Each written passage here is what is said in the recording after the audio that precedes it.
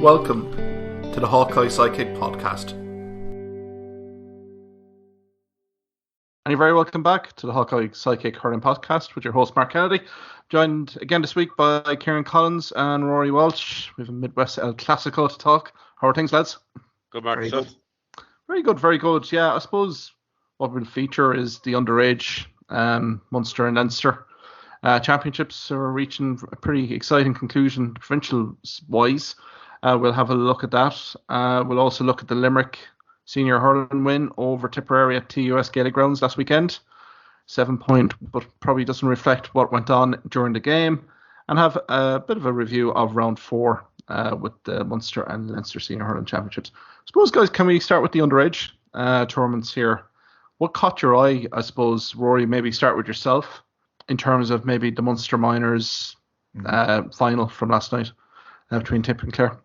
Yeah, absolute cracking game. And again, I was at the game myself, but again, kudos to TG Cahir again for unbelievable service showing that game. And I reckon they're getting good viewing because they wouldn't be doing this every week. But the amount of conversation afterwards with the way it finished on social media, so it just shows the genuine interest amongst people, even in under 17, under 20 games. Well, at the game, as we all know, it was what I really liked about the game was just kind of both teams battling qualities above anything else. We all know at this age they've been through kind of academy and development squads most of them since they were 14, 15, 16. So it's their fourth year of it. And you can see that by some of the scores that was the touch striking and even the, I suppose, tactics in terms of the third man runs and, all that stuff was in play. But what I really admired was both teams battling qualities. You're looking at Clare kind of playing into the breeze second half to go 3-4 points up. Tipperary then to get a man sent off, battle their way back to leading going into the 4th minute of injury time, and then a magnificent equalising point to take it to extra time in the first place from the Clare point of view, and then the opposite, a real clutch free for Tipperary to bring it to penalties. And we'll probably get on to penalties in a minute and how it probably just didn't seem a fitting way to end such a great contest, especially as there isn't quite a time pressure to play.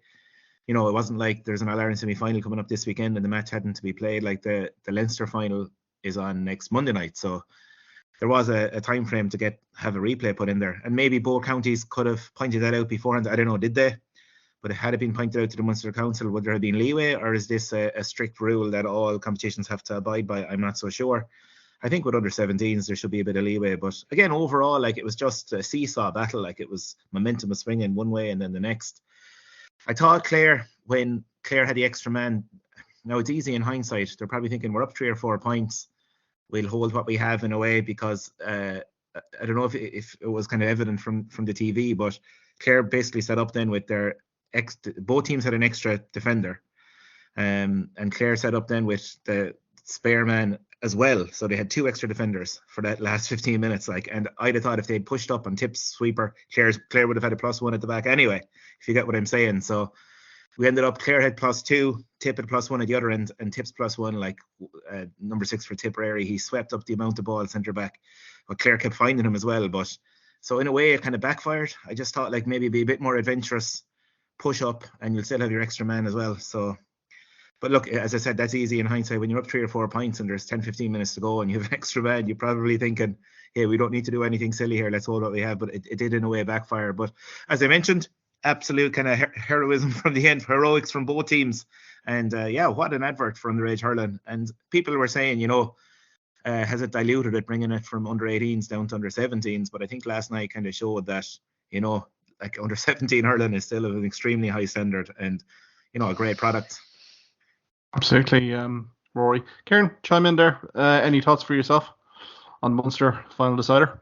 Yeah, pretty much echo what Rory had there. You'd be thinking when, Clare 3 points up and Sam O'Farrell gets sent off for Tip, you'd be thinking, all right, this is advantage Clare. But for Tipperary to battle back and actually to go 2 points up going into injury time, I think kudos to them. Yeah, I suppose it was tit for tat in extra time, really excitement. It could have gone either way. I think Tip probably had a few chances more at the end of the extra time to win it. They had probably 3 or 4 wides, which probably should have gone over. Very impressed with Jack O'Neill and James Organ for Clare. I thought they had very good nights. And, Paddy McCormack, that was some pressure free at the end to level it all up. We forget these young lads are only 16, 17 years of age. Owen Horgan as well was actually a son of Fergal Horgan, referee. Yeah. Look, he made 2 penalty saves. Okay, they weren't probably the best quality penalties, but to get down for 2 saves in a pressure situation, it was fair play to him. I think I read a stat last night where I think he is was it 4 clean sheets for Tipperary now, I think, so it's a good stat for his name. I did think the lineman was a bit harsh pulling back Mark Sheedy, yeah, for there's enough going on without having to be that kind of strict on the rules. I think they could have left it off maybe, but yeah, no, it was a cracking game, and I think I have to echo as well about TG4, even their coverage, but I think the camera work is unbelievable. I think, you're seeing a lot more different angles than you do with RT or Sky for the seniors games even. So, they're going about the right way, and they're only for them. Like hurling wouldn't be broadcast to all our homes on a Tuesday, Wednesday night. It's a fabulous TV production though, isn't it, guys? I mean, they are the pioneers of, I think, GA live sport. The different angles, different perspectives on things. But in terms of Owen Horgan, like father, like son, like Fergal before him, was a superb underage keeper for Tipperary for many a year as well. And he did slot home a penalty as well. So, I mean, he took the responsibility massively as well. But can we go to penalty shootouts, guys? It just has a bit of a weird feel to it after 20, about 48 hours before, when we saw Munster and Toulouse going on a place-kicking competition. We see a penalty shootout with under 17s, I suppose, guys. It just felt, I think, Rory, you've alluded to, a little bit weird, a little bit unnatural to end the game. The GA HQ rule authorities be looking at maybe changing this a little bit in terms of penalty shootouts? I think so. And just to talk about goalkeepers as well, I thought Mark Sheedy for Clare was excellent, and he's underage again next year. And just the only possible mistake he made was at the end, where he tried to be very precise with the last puck out that got intercepted. But I suppose that's what he's been doing. That's the way that's the way he plays. I thought his puck outs were like lasers for the game, and it's easy because it was the last one that he got caught. But I thought before that he's just precision puck outs, and 2 or 3 times under pressure he came out with the ball, kept cool. There was one time where he fumbled it, and I thought, oh no, but he just had the calmness to come out, sidestep a player and slot it off again. These modern goalkeepers, if we think back to, when we were younger, and if we had goalkeepers kind of sidestepping players and everything, you'd be saying he should be centre forward or midfield for the team. But getting back to the penalties, and even I just said to the lads with me at the game kind of before, I said, look, this doesn't feel right for either team. Especially like Munster final, and I know from kind of giving a hand with Limerick underage this year, like the work that goes into these teams and the players, the effort they put in, until something kind of decided like that. And I agree with the linesman, what Kieran said there, the linesman pulling back for the first one, because if they wanted to be pernickety about it, I think most players crossed the line as well, striking the ball. Just saw a few pictures somebody put up on Twitter today where they went through all the penalties, and nearly all of them somebody had broken a slight rule, and that's, are you going to be that precise on things? So it affected, because Tip had saved Clare's first penalty, and that would have been Clare saving Tip's one, and it probably affected things slightly. But yeah, look, it is the fact that there was no need, as we mentioned with the date, to have it like that. And I just think in future it is something GA should look at. When we say under 17, some of these guys 16, we've 15-year-olds as well, and just for them to even go into school today and with the pressure of saying, oh, that you had a chance, or look. But then again, I suppose we were highlighting penalties, and there was lots of players during the game that made mistakes as well, and it's just the whole penalty thing gets magnified, and yeah, look, I don't think anybody, I know Tipperary are happy to have won in a penalty shootout, but I don't think anybody is kind of going away saying I'd like that to be the case for next year. So when something seems so wrong to everyone, I think GA do need to act on it. Kieran, penalty shootout, yes or no for you? No, I like, especially when there's no real time pressure on the game to be played. Like these guys are, as they could play again tonight, and it wouldn't take a puff of them. I can understand if it's a time restraint, maybe play another 5 minutes either way, then try and find a winner in normal play. I just don't think there's a place for it in GA. Sorry, Mark, just going back to some of the performances as well. We had Delaney coming in, who had, what had he scored against Waterford? 113, was it? It was 113, I believe. Yeah. And then Owen Gunning from Broadford did an outstanding man marking job. And it's something that we kind of mentioned in previous weeks, that at this level, like, one thing you don't really get is consistency with players. And Delaney could be the star the next day. That's the way it goes at this age group.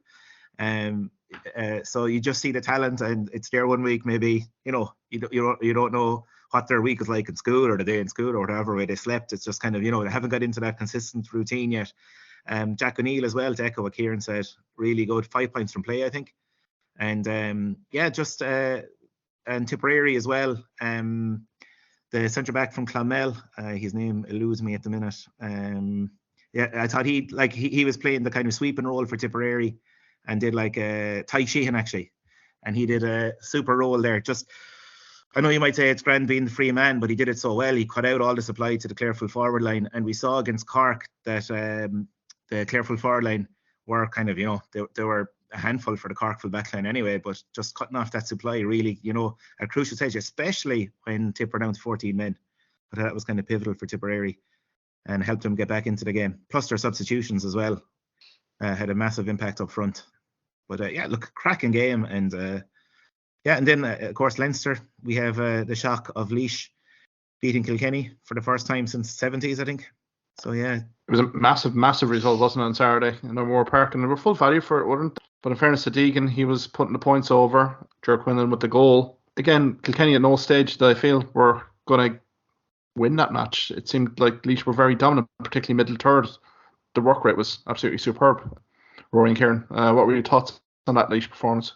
The one time at the very end when Kilkenny had a 21, I was thinking, oh, here we go again. Yeah. That was, but I agree with you. Every time Kilkenny came back at them, Laois responded again. So good belief. And as you mentioned, and we were talking about Offaly there a few times on the podcast, and they saw off Dublin quite comfortably in the end after a poor start. But when Laois met Offaly in the round robin, there was only 3 points between them. So that was kind of a sign that Laois were, not to be taken lightly this year. And so they followed up the Wexford performance, which beating Wexford, beating Kilkenny at minor hurling is, anyone can have a one-off performance, but to put two like that back to back, they're well worthy of their place in the Leinster final. And, a couple of years ago, people were looking at our Offaly now, off the top table. Will Laois ever get there? And now this is great to see Offaly and Laois, battling it out for Leinster honours. And the losing team is still in around Robin, McGallway and Clare now. So plenty of hurling for both those teams. Exactly, and that round robin, I believe, starts on May 21st when Clare play Galway. So nice spicy local derby to kind of get the juices flowing again there, Rory. But it's such a novel, I would say novel, but that's been disrespectful to Offaly and Laois really, because their performances this year have been absolutely outstanding. And I mean, hopefully, I think TNG will be televising that game. I'd be very keen to watch that, because just the likes of Adam Screeney has been lighting it up for Offaly this season again. And centre forward, Ravenhill, centre forward. Offaly have always had the hurlers. They've always had the skillful hurlers, and I think it's just the underage programs here. And Rory, you've been alluding to it here in recent podcasts about Offaly, and that you felt that this was a really good Offaly minor setup, and we'll see it against a Laois team who will be full of confidence beating Kilkenny. Any team that beats Kilkenny underage has to be absolutely respected. But that'll be a super final on Monday night. I suppose, Kieran, we could probably get to you as well, as in terms of the Leinster under-20 final that was played in Carlow, Dr. Cullen Park. Kilkenny with a strong start, Wexford gradually building into the game, set up a massive dramatic finale really. What were your thoughts on the match? Yeah, low scoring game. It looked like Kilkenny were just kind of sharper and hungrier from the start, and got into a fairly substantial lead. And I think bit by bit kind of Wexford bought back into it. It was 7-4 at half time. And then, I think maybe Wexford got first point, and then Kilkenny blitzed 1-2 without reply, start the second half. So kind of both halves start really strong. I suppose Wexford could have folded, but 3 keen burn points in a row kind of had them back in the game, and it was kind of tit for tat for them for all of it. I think Byrne had a great chance for goal. No doubt it was a shot at goal, and it just kind of went over the crossbar. I think Wexford were they rallied late. You've seen the senior team do it a few times this year, but I think they just kind of ran out of time. They had a free, I think, to choose to put it over and leave one in it, and the last shot, I mean, it's just agonisingly wide. They could have gone either way. I think if Wexford probably had another 2 or 3 minutes, the momentum was with them. They probably could have gone on and win it. Not to be. And no, it was a good game. Low scoring game, but a good game. I think, when you see a team only scoring 6 points from play, you probably, it might look like it wasn't a great game, but I think, especially near the end, there was excitement there, coming close into the end. Yeah. Rory, chime in there. Yeah, I thought at the start maybe Wexford read a bit too much into Kilkenny Galway performance and kind of stood off them and set very deep early on. And it was as if like when they were down 7 points to 1, they decided to maybe like push on the field a bit and tear into them as such. And like from that, like if considering Kilkenny were up 6 points, and from then on, like Wexford were every bit as good as them. Dennis Walsh midfield for Kilkenny gives superb performance, three great points, and set up more, just power through the centre a lot, and was really a thorn in the Wexford side. But again, Billy Drennan got 7 points, but like from play I thought was well handled by the Wexford backs. It was a funny game. Both sets of backs seemed on top, like majorly on top at certain points in the game, and that hence why probably it was such a low scoring game. Also as well, the very start, the rain seemed to like have affected the surface. Every second player seemed to be slipping. But yeah, I just felt watching it that Wexford set really deep at the start, as if maybe saying, we won't concede any goals in the first few minutes, and because it's Kilkenny or whatever, rather than kind of maybe having the other attitude of let's kind of tear into it and get ahead of them. And so yeah, the fact they were kind of chasing the game most of the game and just kind of ran out of time in the end, I suppose, of that last shot. Yeah, it just makes you think like if they could go back in time and do it all again, would they have a different attitude from the start of the game? I suppose Keane Byrne was the star performer there for Wexford, 10 points. I mean, out of 15 points, there was only 4 scores from Wexford during those 60 minutes, which is probably telling its own story a little bit. Ling, the manager for Kilkenny, was quick to kind of point out a bit of preparation, a bit of training is required. Have that Limerick All-Ireland Hurling Final, under-20s final, Thurles, which is fixed for the weekend of May 22nd. That looks an absolute fascinating contest, guys. Limerick's passage to the final, and Kilkenny definitely, they have the grit, determination, and defensively look very strong right down the middle of the park. Rory. Being at, I no, sometimes it's hard to judge when you're watching two different games, as we kind of saw from both Leinster semi-finals. It looked like the Galway Kilkenny semi-final was, a different level to Wexford and Dublin, wasn't it? And it looked that way. And then when both teams come together, like there was nothing between them. So I have a sense that like Limerick and Tipperary did look to be at a higher pace and higher skill level than the Kilkenny-Wexford match. But are you kind of reading into it maybe wrongly that way as well? But yeah, look, I just think the when you see Limerick with 12 different scorers in that Munster final, and you have Wexford, as you said, with only half their forward line scoring, 4 scorers overall, and like being only a point off Kilkenny, you're kind of thinking maybe Kilkenny haven't faced, I know Galway were a serious side. I just felt Kilkenny maybe luck was on their side in a way that day. They battled to the end and, turned things over in the last few minutes to get it to extra time. But I just think Limerick having more games also under their belt, that was, yeah, I just think that, I find it hard to see Kilkenny beating them, to be honest. Yeah, Kieran? I think Limerick, the advantage you might have, they have 2 or 3 kind of star players, I think, for that 20s team. Adam English and Aidan O'Connor, real standout players that when the pressure came on against Tipperary, I think they stood up. I think Adam English was superb the last 5 or 7 minutes against Tipperary, and really pulled it out of the bag. And I think if it goes down, like, look, this is Kilkenny, at any age group, they don't give up, they don't concede, they will be still hard to beat. But I think, looking at the last 3 matches of either championship, the Wexford Dublin game was poor. It wasn't a great level. And, actually last weekend I had thought that Kilkenny would have won handy looking at the 2 semi-finals. But again, I think it's the only comparison we can make, compare the 2 finals. And I agree with Rory. I think there was the Limerick Tipperary game was streets ahead of what the Kilkenny Wexford game was. But look, as I said, these are all young lads. You don't know what can happen on the day. But I think, based on the form of the last few games, I think, you'd have to fancy Limerick. And funny enough, Kieran, this game is down as the curtain raiser for Cork and Tip senior match. Yeah. And I'd say if Waterford beat Cork at the weekend, and that's a dead rubber, there'd be a clamour to switch the games around and have that as a curtain raiser for the under-20 final. And in a way, maybe an All-Ireland under-20 final should be the main fixture on the day when you think about it. But yeah, it'll be an interesting one because they'll probably draw a bigger crowd coming into that than there will at the You know, Probably all depends on the result. Yeah, like if Cork beat Waterford this weekend, it blows the whole round robin wide open. You know, so maybe they're afraid of Tip not travelling again. That could be it. That's harsh, but but I suppose with the Carlow, Dr. Cullen Park, there was heavy rain down there. Do have relations down there. It was pretty heavy down on that Monday night of the Leinster Hurling Final. I think Kilkenny will bring physicality here that Limerick may not have kind of dealt with before in the under-20s. I think for me it's going to be a 50-50 game, and plus if you throw in a good crowd into Hurlis, it will be, I think, a fascinating watch. You know, Fitzpatrick there as well, centre half back. You know, there's huge characters there in that Kilkenny team that are waiting to deliver here. So I think that could be one of the games of the year, intercounty wise. I suppose we can move on, guys, to the Senior Hurling Championship. Munster, round 3 last weekend to US Gaelic grounds. We didn't really give Tipperary a prayer on this podcast last week, but I suppose credit to Tipperary, the pride in the jerseys restored. And for 50-55 minutes, they were very competitive, but Limerick found a way to win by 7 points. What were your initial impressions, Kieran, of the game, first and second? Any concerns for Limerick going into that Clare match? I suppose looking back, it was possibly a mix of Limerick underperformed and Tipperary performed to a higher level that people had thought it might.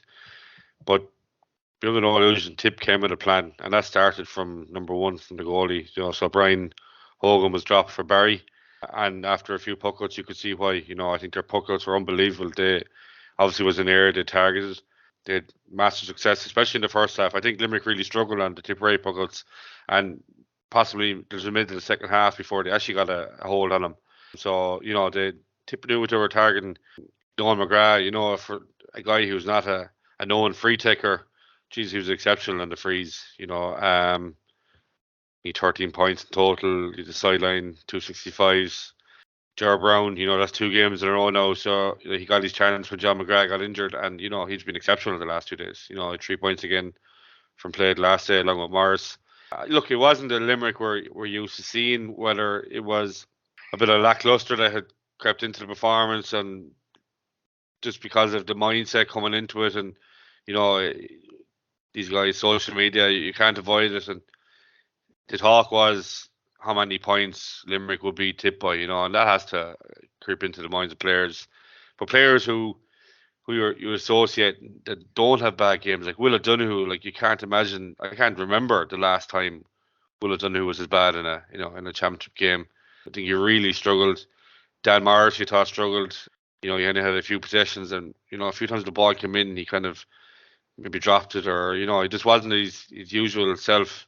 Dermot Burns, who you know this year so far has been exceptional. He was sloppy. You know, there was one missed pass there. I remember. I think he went straight to Morris and he slotted over the bar for a score. You know, like Tip had goal chances. I think it was just the experience maybe that they didn't have to convert them. I know Nicky Quaid made one save there, but it wasn't a great shot on him. You know, he did what he had to do. Yeah, look, there's definitely things to work on from Limerick point of view, but I'd rather something like this happen now and not to be going into a potential Munster final thinking everything's roses in the garden. You know, I think Kyle will have this as a stick to beat him with, basically. And yeah, all down to the weekend. Hard to know what way they're going to approach it. I think once the team is named, we'll have a fair idea. But you know, based on the performance of a few players which I'd mentioned, I think you know these guys will play and will have a point to prove. Yeah, Rory, get you in here. Suppose from a Clare perspective, are you kind of rubbing your hands in glee a little bit in that middle third, given the space that Jar Brown was afforded, particularly in that first half? Yeah, his movement caused Dermot Burns problems. He was kind of, you know, he was popping up in different spots, and he came on against Clare and got, I think it was 4 points when he came on. I think he came on for John McGrath, but played out in the wing and got 4 points that day, followed up with 3. Now, he kind of faded in the second half. Faded out a little bit as Limerick came into the game, I presume, as well. But yeah, again, did very well for them. Look, I suppose everyone talks about Limerick's middle third, and as Kieran alluded to, with so many misfiring, Burns, Morrissey there, Will O'Donoghue, Conor O'Neill was doing well actually until he went off. But even Tom ended up with 4 points, but you know, you wouldn't say that he is kind of he wasn't really winning ball in his position. He was kind of finishing off moves as such. No, well taken scores, but he wasn't really like winning from puckouts or whatever as he often does. And then Kyle Hayes, I know, first came back and below par. We spoke last week about Conor Whelan and how 2 weeks maybe off at this time of year. And he looked, so rusty when he came in. And there was evidence of that with Kyle as well. Like just missing 2 weeks inter-county training right now in the cut and thrust of things. And, it does take a game or two to get back in. And I think we're talking about John Kiley maybe changing things up because Limerick are now through for the weekend. But Kyle Hayes is definitely a guy he'll want to give another full game to. Flanagan coming back, he'd be looking at another full game. And even some of the guys that weren't going well there, Will O'Donoghue, he'd want Will to go in there and be back to his old self, confidence wise and everything else. So yeah, because also against Waterford, I thought Will was a bit below par that day as well, after being unbelievable against Cork. Caleb Lyons, Waterford midfield, caused huge problems for Limerick that day, just kind of legs and running. And yeah, Limerick looked quite flat in the first half. And as we said, Tip were so sharp on the ball as well. Their ball to hand and movement first half really caused problems. And you're right, they did carve Limerick open 2 or 3 times.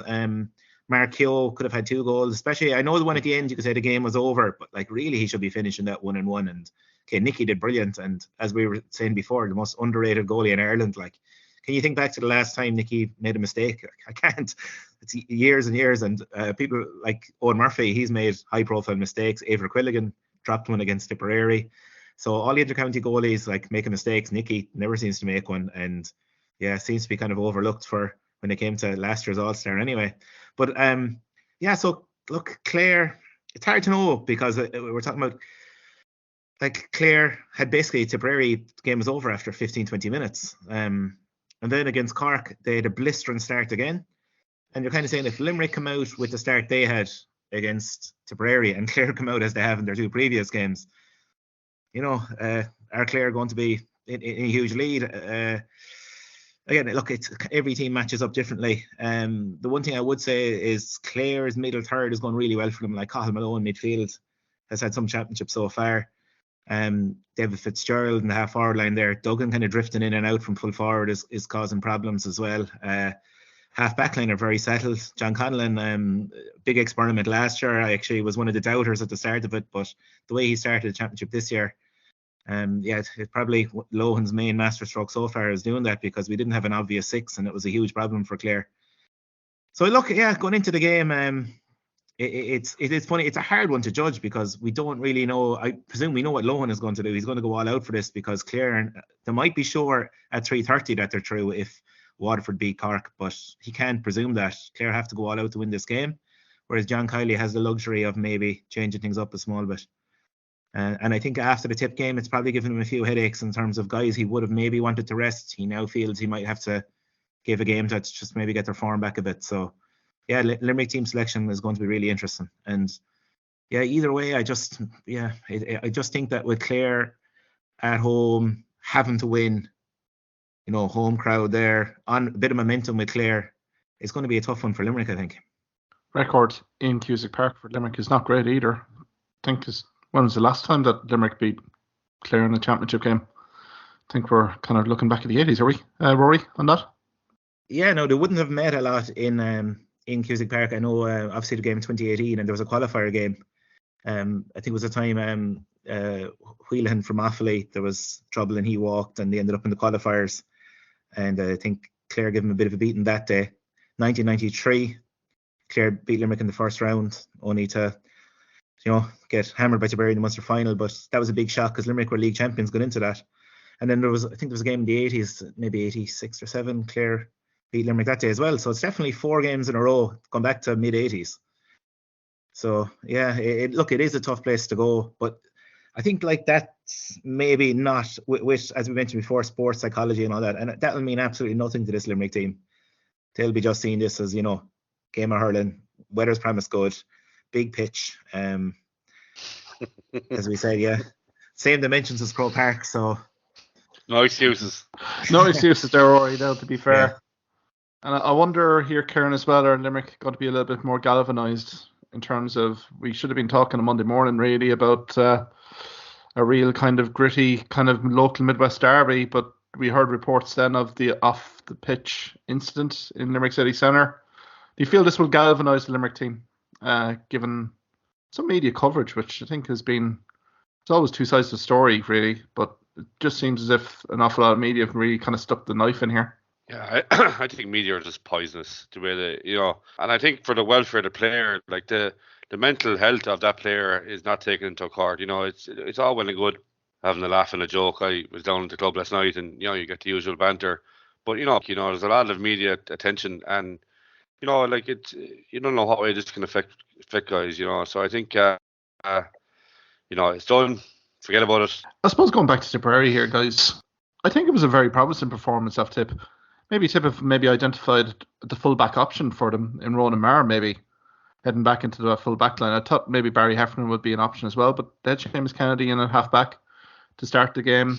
Again, Cathal Barrett being tenacious as ever against Galan. I know Galan scores the 2 goals, 2 very clinically well-worked goals, but from a Tipperary perspective, an awful lot of players did pull up the hand, and I thought the work rate of that middle third, I think we had massive reservations about that Tipperary middle third, how they were going to cope with Limerick, but to a man, I thought it was a phenomenal work rate performance. Now, they created 47 chances during the 70 minutes, and I thought there was a period within that third quarter where they were 2 to 3 points up, where if they went up maybe 4 or 5 points, maybe there might have been a little bit of a composure issue from Limerick. But I think overall, Con Bonner, I know post-game he was very disappointed on the actual result, but coming away here, probably Rory, bringing you back in, things have to be kind of looking a little bit more promising for Tipperary, given the underage successes, and plus the fact that some guys like Ger Brown really and Jake Morris have really been putting the hand up there in recent weeks. Yeah, and look, it only takes, we were saying before, 5-year plans and everything, a couple of years for these guys to get, a couple more games at that level under their belt, and Tip will be forced. Plus, we have these under-20s coming on board. The problem, I suppose, for Tipperary is that they don't have enough established players now, with maybe Liam Sheedy, we mentioned before, holding on to guys too much and not blooding in. Fair enough, 2019, but 2020, 2021, he just kept the same team again and again. So a lot of these guys now who are 24, 25 and should have, maybe 6-7 championship games under their belt are now only getting their second and third games under their belt, so they are going to get stronger, more experience to get at this level. And it was a very encouraging. I just thought, it was mentioned during the week as well, the lack of support Tipperary had at the game, was, in fact, the first half actually felt so flat, and that was because Tip were on top, and the Limerick crowd were finding very little to kind of get excited about, and there was nobody relatively from Tipperary there to get excited either. Somebody out of 24,000 tickets that had been sold up until then, I heard a stat that 20,000 had gone to Limerick and 4 to Tip. So, and it's grand support in your county when they're in finals and tickets are gold dust and all that, but this is when they really need support. And had there been a huge Tip crowd there when they did go up, as you mentioned, Mark, in the third quarter, got that gap up to 2-3 points to lift them and maybe carry them on a bit, could have made a difference, because it was just something that was quite notable at the game, and players always do speak about how they do feed off the crowd in games, and look, it was just something that at the game. But in terms of a player's point of view, as you mentioned, look, they did get, I suppose, Colin Bonner, there was still experimentation with, rejigging kind of we were kind of saying deck chairs and Titanic type of thing, we were thinking leading into the game, but a lot of the switches he made worked for them, and just maybe that bit of composure and experience to get that score out to 5-6 points at a crucial stage. Bagged that goal. There was that goal chance where Marquee kind of pulled one-handed and it just drifted wide. Yeah. If that had gone in at the time, who knows? But again, Limerick, when it came down to the stretch and the game was there to be won, they're such tigerish at finishing out a game.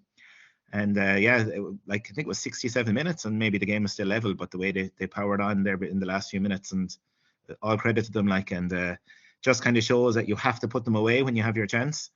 And it's something maybe Tipperary kind of look back on and think, a moral victory as such, but they still had a chance of actually staying in the championship had they closed it out.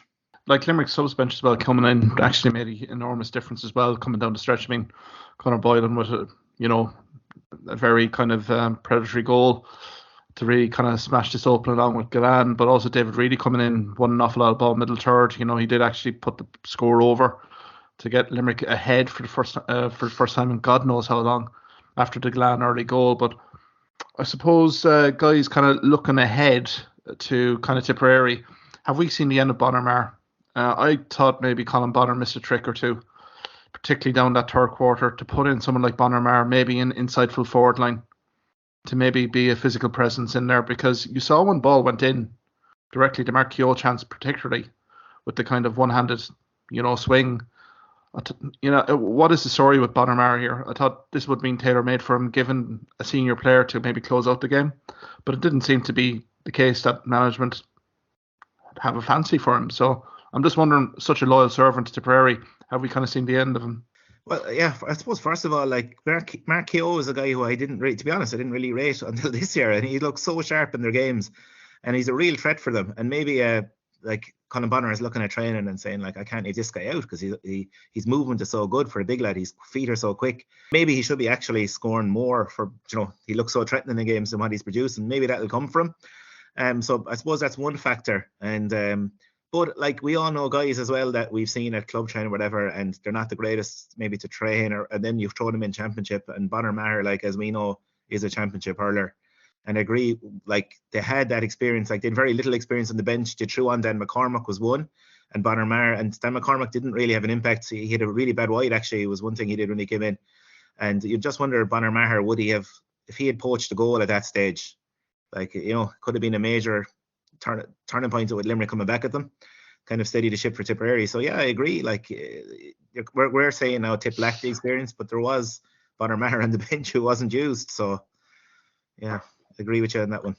Well, I think if you look back to 19, like Bonner Maher was key to that All-Ireland success for Tip, like, and then when he did go down, was it early 20 with the Cruciate, like it was, it was like, it was a huge loss to him at the time. I probably, Rory was saying there, like we were only seeing these guys for 70 minutes on a Sunday. I'd say it's all what he's doing in the training field is probably why he was not selected or not fancied. Yeah, there's probably many reasons for it. But I suppose we can move on here, guys.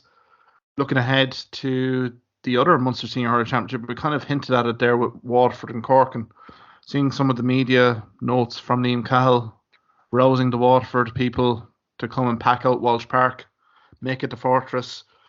You really see that it might be a bit of a daunting challenge here for Cork. Kieran, what are your feelings on this with Cork? Do you have any optimism, any positivity for the Rebels heading down to Walsh Park? Well, it's a game that if Cork win, it blows the round robin wide open, and I think there is a certain pressure on Cahill going into it. It's a game they have to win. They've had a 2-week break after the Limerick game, so they have turned Walsh Park into a bit of a fortress in Cahill's time. But I think the pressure's on when you see a manager coming out, pleading with supporters to get in behind him. It's a game they're obviously fearing. From a Cork point of view, we were expecting a big backlash going into the Clare game.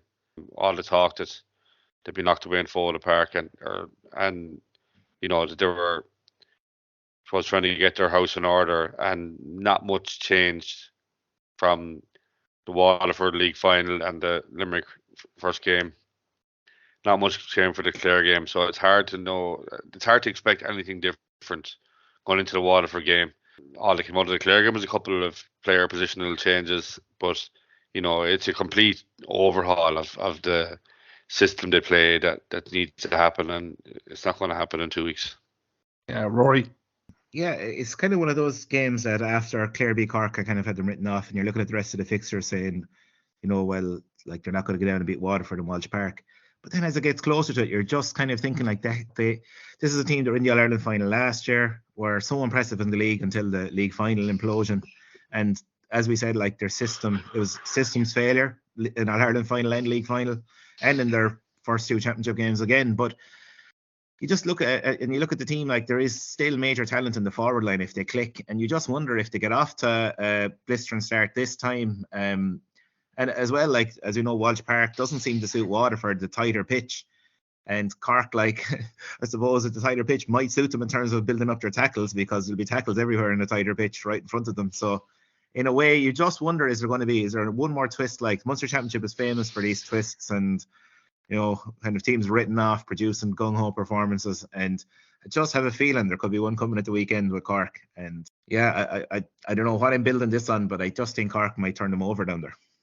Should be a bit of dog in Cork after the hurling league final. There. If the Cork go out with another limp performance again, like this is you know. Yeah. There just has to be something there, I think. Yeah, I mean, Kieran Kingston can walk at that stage from his perspective if that is the case. But yeah, it's like save our season. I mean, it's complete knockout hurling here for Cork here on out, really. It will be a very fascinating watch, even to see Waterford, how they rebound after that Limerick performance. I know we've kind of talked at length in terms of how Waterford impressed against Limerick, particularly in the TUS Gaelic grounds. But this is a big acid test for Waterford to really kind of hammer home a place, potentially maybe in a kind of a Munster Senior Hurling Final, potentially. Definitely getting into an All-Ireland series. So I think the pressure's so on Waterford this weekend, and it'll be interesting just to see, particularly kind of the inside forward line with Hutchinson and also Ozzie Gleeson as well, how they'll fare, because Cork should definitely be man marking those two guys, Kieran. Absolutely, yeah. And I think it's a game where they're probably looking, if we don't win this weekend, we have to go to Ennis to try and get a result, and which would turn out to be a bit of a cup final. So I think this is obviously the easiest route for them to win at home. Yeah, look, Waterford have been nothing short of impressive all year, and I don't think one loss is going to define their season. I think I really think they're the likes of Hutchinson and Ozzie Gleeson. You're going to see these boys starting. Ozzie Gleeson's not going to be on the bench. Callum Lyons, if you get Jamie Byrne back in, he adds another point of attack, and Cork's attack is obviously without doubt, they have the players, but I think it's the attacking threat that Waterford bring to an unstable Cork defence is the issue. Yeah, and one lad for Cork who has been really poor this year is Fitzgibbon, and he kind of is like, in one way he's the running heart of the team, the way he powers forward, gets scores, cuts teams open from midfield, and he is just like, we spoke about Will O'Donoghue for Limerick, and when he was below par, Limerick were below par. I think that's a major factor for Cork as well. Fitzgibbon has been way off his form of we have seen for the last 4 or 5 years with Cork. If he has a big game again midfield, we're talking about there could be some battle with Calum Lyons there midfield as well, and Jamie Byrne if he's in there. If Cork can kind of win that midfield battle, it does give him a platform against Waterford. And look, I was surprised that Liam Cahill had to come out pleading for support. Like, obviously he's been tipped off by the Waterford secretary that ticket sales are low for the game. I'd imagine it would have sold out. It's only holds 12,000. You'd imagine with Waterford going so well and winning the league and at home to Cork a chance to get their place into the knockout stages, that the place would have been sold out weeks ago. So that's kind of a small worrying sign from a home point of view. You don't, like, we haven't heard like John Kiley out pleading for Limerick fans to turn up for the games last week. He knew there was going to be thousands there. Same with Brian Lohan, hasn't been out kind of trying to sell tickets. Like, so it's just a funny one that you can't sell out your home ground. It's the smallest of the Munster venues for Cork coming to town, and you have to get the manager out to kind of plead with fans to come and support them. It's just, I don't know, it seemed a bit odd during the week. Does seem a bit of an element of maybe complacency, maybe between the Waterford fan base, that they think this game may be already home and hosed and really kind of honing in on a Clare game in Ennis to secure a Munster final spot. But it was a kind of, I would agree with you here, Rory. I think it was a worrying kind of statement for Liam Cahill. I'd expect him maybe going into an All-Ireland semi-final or final to rouse the troops up, but to use lines like that come fourth round of the Munster Senior Hurling Championship when you're well involved, I don't know if that may backfire on him long term. But yeah, I suppose from that perspective, we can maybe move on to the Leinster Senior Hurling Championship. I suppose the marquee game in bright lights is in Parnell Park on Saturday evening between Dublin and Kilkenny. When the two sides met in the Alliance Hurling League, we had great expectations of Dublin, only for Kilkenny to blow Dublin out of the water. Are we expecting lightning to strike twice here, Kieran Collins? Yeah, I think there's going to be a kickback for Kilkenny, from the Galway game. Cody, that was a game.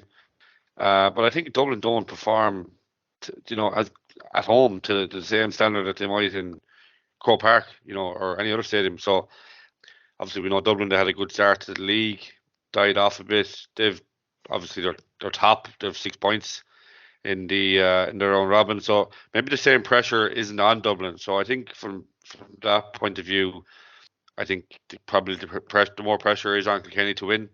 Interesting to see, will TJ Reid start after being taken off at half time the last day. But I think just based on the fight back or the kickback from the Galway game, just that they have to win, I think Kilkenny will probably come out on top. Yeah, Rory, what are your thoughts there? Yeah, I agree. I think hard to see past Kilkenny in this one. Like Dublin, like you're looking at the spine, you have Owen O'Donnell, Chris Crummy, Danny Sutcliffe, Donald Burke. Like just top part of every one of them has to fire for them. Whereas Kilkenny, you can have Owen Cody firing one day, Mullen another day. They can kind of get by, without all their big guns firing. They just have more weapons there.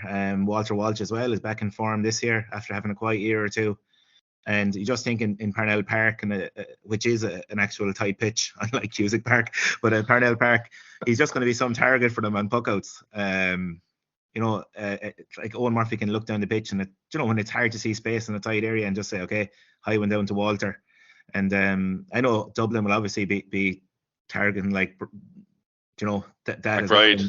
They'll know that weapon is there for Kilkenny. So look, unless like Dublin, as we said, if their big guns all fire, but like that's a big if for them. They need all of them to win their positions to, I think, have a good chance against Kilkenny. And there's an element, I think, that Dublin are happy now. They went down to Wexford Park and won.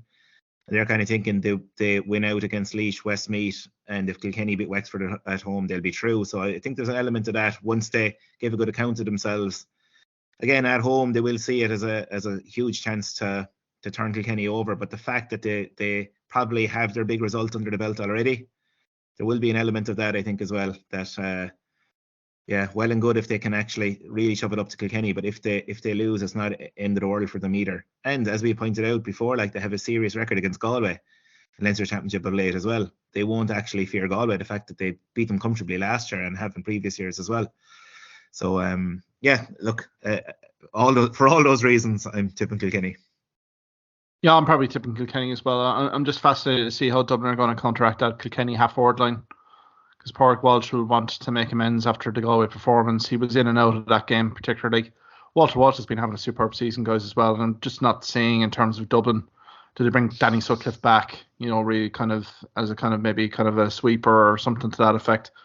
But I suppose the Dublin inside full forward line as well, all three of them got hauled off within 45-50 minutes in the Allianz Hurling League game. I think that's the indication here. If the likes of Donald Burke's not getting ball, I think it's fairly ominous for Dublin. But I suppose Dublin have to come to Pearse Stadium, Galway, last game. Not a given that they'll win. So they would need to kind of maybe have a bit of momentum going into a potential All-Ireland series or Leinster final. So I think it's, for Matty Kenny, he'll be looking for a performance first and foremost here against Kilkenny. Be fair, and I think it's going to be a key one for Kilkenny heading into that Nolan Park game against Wexford in the last round. I suppose we can get to Wexford as well.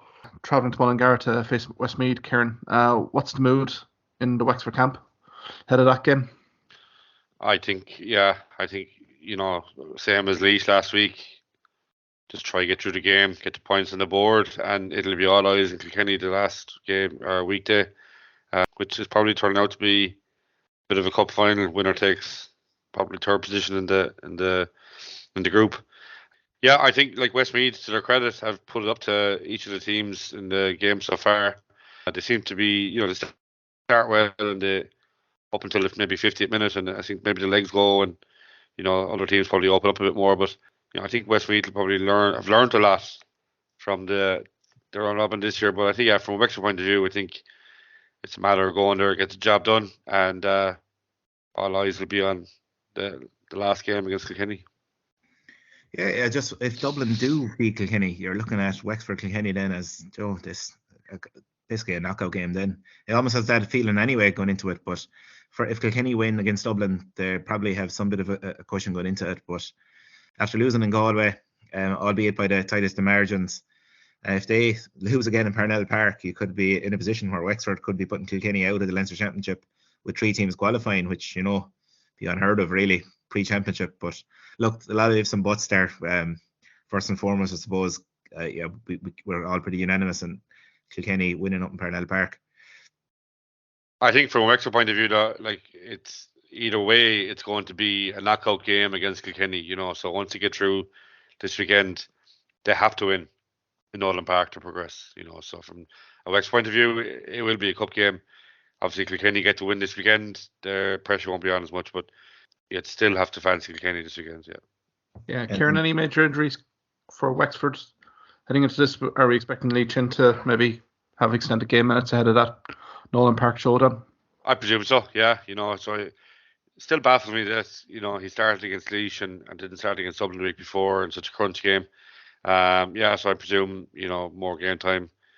He was only back training probably 6-7 weeks at this stage, so I think he needs all the game time he can get. Yeah, I think he will probably be focused and ready to go. I think it will be his point to be ready is for the Kilkenny game. Absolutely. I suppose we're all going Wexford here, guys, are we? In Mullingar? Yeah. Yeah. I'm looking forward to seeing Rory O'Connor up against the legendary Tommy Doyle back there in full backline. Westmeath. He's had another wonderful season, Tommy Doyle. Again, I don't think gets the recognition that he should deserve, really, to be fair. It'll be interesting to see Killian Doyle as well. He's been kind of unerring on the frees, and also David Glennon. Like, an awful lot of superb hurlers in Westmeath. And it'll be very interesting to see if they can put it up to Wexford for a sustained period here. But, I mean, points difference for Wexford is probably going to be a key one here as well, Kieran, isn't it? When you see Galway travelling to O'Moore Park and Laois. Now, Laois, all the razzmatazz will be on the minors on Monday, but the seniors really are probably honing in on that Westmeath fixture last game to kind of stave off the relegation from the All-Ireland series. But what are your hopes for Laois in that Galway game on Saturday evening? I think if you look back at the league and Antrim and Offaly kind of teeing off at the end, it'll be similar for Westmeath and Laois the last weekend. I think for Laois and Westmeath, like they'll play their game, they will have one eye in the last game. It's going to be a cup final, a knockout game. I think from a Laois point of view, they have been badly hampered with injuries, and maybe they might get a few back, and I suppose get fresh and get back to as close to full strength as they can for that Westmeath game. Because I think if you're looking at the form teams between the two, you'd have to say Westmeath will be favourites based on the performance they've put up. Now, I know Laois probably have more seasoned hurlers, like Purcell and Scully, but I think Westmeath have impressed in for 40-50 minutes of most games. I think they have really impressed. Because the injury news here in Galway seems to be pretty minimal. Do you reckon Conor Whelan will probably have a good stint in this game, heading into the Dublin game and heading into an All-Ireland series? So that injury was first feared to be pretty extensive, but he's kind of come true, as you said, Rory, a little bit kind of out of it a bit against Kilkenny after a few weeks out in activity, but they're expecting kind of a full team here to kind of maybe build a bit of momentum. And I think a bit of business is required against Dublin, particularly with Matty Kenny coming to town on the following week. So I wouldn't rule out Laois in a relegation final against Westmeath. They've been there too many times before to kind of know the situation. It's a very high pressurised game, but I suppose we can review that in due course. I suppose, guys, getting back, we didn't get predictions here. Now, I know probably the heart ruling the head here a little bit, but Rory, Kieran, Limerick, Clare, in Ennis, who are you thinking in terms of this? Okay, well, I'm just thinking the fact Clare have to win. Clare have to win. Limerick have that element of Limerick will be going all out. On the team that take the field for Limerick obviously will be going all out to win. Local rivalry means too much to, get too smart with kind of saying, oh, well, we want to miss the Munster final, or that kind of talk that was going on a couple of years ago. See if you can finish third. But I think the easiest route to win in Ireland is win all your games, and we all know that. Like, that's the easiest way to do it.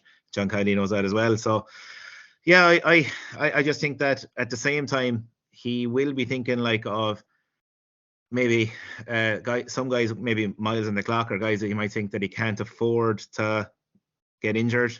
He does have the luxury of resting them, and obviously the guys who come in for them are chomping at the bit to try and hold on to a jersey, so there's that element as well. I just think though that we know kind of what way Clare are going to approach this game. We know more or less what the team selection will be. Well, 13-14 is the team anyway.